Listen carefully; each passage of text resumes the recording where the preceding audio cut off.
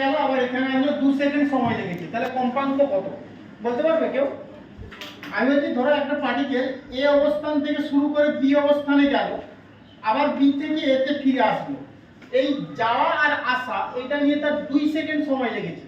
2 second যা আসা নিয়ে, মানে কি একটা পূর্ণ দোলন করতে তার 2 সেকেন্ড সময় লাগছে, তাহলে তার কম্পাঙ্ক কত?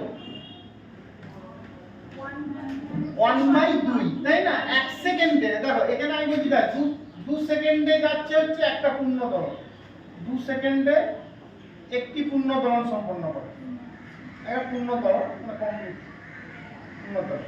তাহলে একটা পূর্ণ দোলন করতে তার কত সময় লাগছে? এটাকে উল্টিয়ে দাও, একটি পূর্ণ দোলন করতে একটা পূর্ণ দোলন 2 সেকেন্ডে, 1 সেকেন্ডে কটা পূর্ণ দোলন করছে? 1/2 টি পূর্ণ দোলন। আর 1 সেকেন্ডে যতগুলো পূর্ণ দোলন করে সেটাকেই বলবো কম্পাঙ্ক, মানে এন বা মিউ দ্বারা ডিনোট করি এটাকে আমরা। মিউ ওই বলছি না মিউ, এন আর মিউ, সেটা হচ্ছে হাফ হয়ে গেল। এটা কি ভালো